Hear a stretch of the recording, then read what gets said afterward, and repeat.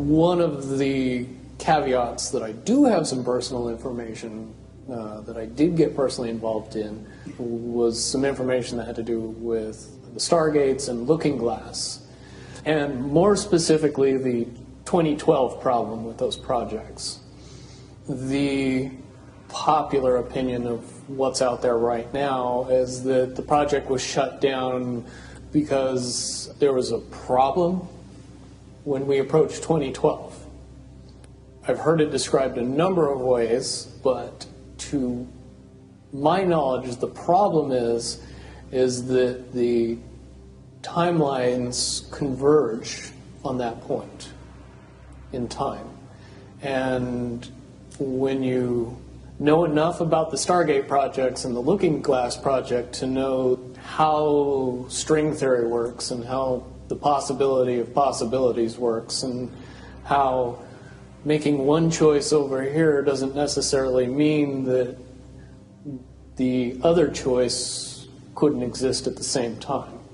But once you get your brain wrapped around this subject, you find out that at the end of 2012, in an easy way to put it, the choices that we make become less and less consequential to the future. And eventually we're pushed into this bottleneck of time, no matter which choice we make. And that's important to the people that had access to Looking Glass because they would use Looking Glass knowing the choices that they would make and the future would pop up. The big mistake was coming up with the possibility of future. And when we started using a computer to say, well, if we make this choice, it's 79% possible that this scenario happens, and 23% are possible, or whatever, using round numbers, that this scenario would happen. The understanding at the time was that was realistic. However, if you go down the road further and free will continues to exercise itself on this game, that 79% possibility sometimes changes very, very fast. But if you look at the situation in a point of time, it seems very realistic that that's the greatest possibility. What happened was people, very smart people, began to figure out that something big was coming up. Something that made it so all the possibilities of all the future scenarios of any choice, any possibility that was fed in and observed through the Looking Glass inherently ended up in the same future. And no decision, no possibility changed past a certain point. That's the big secret. All possible timelines lead to the same basic set of history in the future. That is what sends everybody that has all of the information, that knows everything, into a blind panic.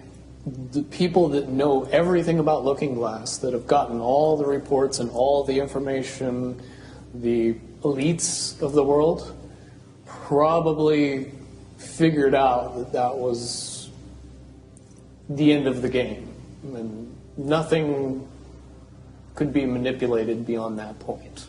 When I was in the military, it would have been before '97 when I got in trouble. One of my particular areas that I was amazingly intuitive about is problem solving / mission planning, or more specifically, taking a bad mission and fixing it. Certainly knowing how string theory and possible futures works makes it so you can work your mind very quickly to see the reality of what's happening and decide what decisions need to be made to change it for a particular outcome. At a certain point, after they're done hearing the computer tell them this is what's going to happen over and over and over and over again, all they become focused on is how do we fix it? What I do know is that I was called in and asked to solve this problem, this timeline contraction problem. And I eventually did my due diligence and did all the investigating and basically only had one piece of information, and that was reinforcement. The computer's right.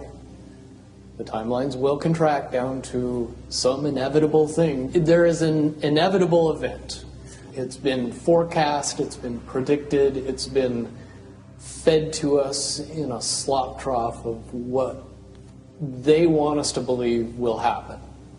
They don't actually have control over what happens. They only have control over the reaction, and it seems that no matter what they try to do to cause their desired reaction, it's going to have an opposite effect. Much, much easier for me to explain today what that process is as opposed to back then. If I had to give it a name, I would say it's the awakening process. It's an evolution of consciousness that cannot, will not, and no matter what decisions or possibilities are injected into the equation, eventually it all resolves down to us all learning the truth and becoming aware of this massive dam of lies that has been built that keep us from knowing massive volume of information that we should otherwise possess.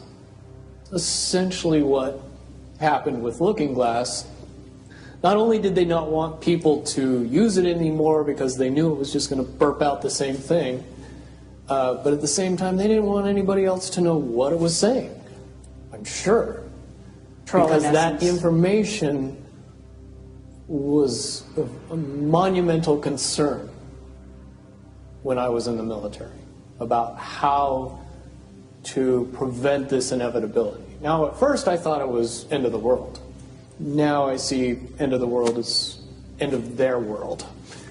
The biggest cherry on top of all this conversation would be a synopsis to say that if I could convince everybody out there that for all intents and purposes, what we believe to be true eventually becomes true. If somebody convinces us that a major disaster is going to happen in the very near future, a major disaster happens in the very near future. If we don't buy into that fear and accept that there's really nothing that we know is going to happen, and accept of whatever happens, that makes the convergence of the timelines happen as naturally as possible.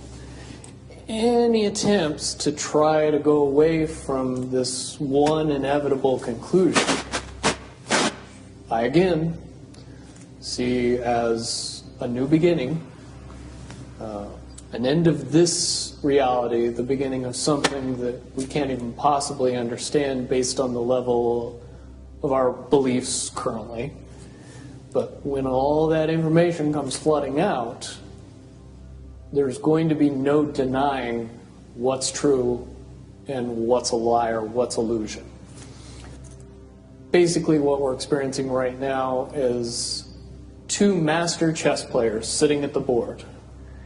And one of them looks down at the board and sees that he's in checkmate in 7 moves. And he looks across at his opponent and he knows that his opponent sees it too. So there's no getting out of it. So at this point, the loser can only prolong the game. Both players know the game is over. It's only a matter of time before he does this, and then you're forced to do this, and then he's forced to do this, and eventually checkmate. We, as a race, if we could understand that the game is over, that based on the rules of the game, the bad guys have already lost, the good guys have already won.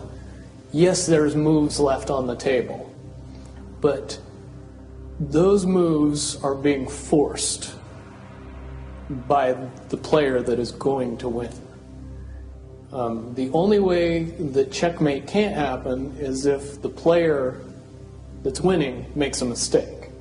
But from all of the information that I've gathered, all of the information that's been given, all of the information that's been vetted to me, it seems pretty obvious that the good guy player on the side of the chessboard knows exactly what has to be done to win the game.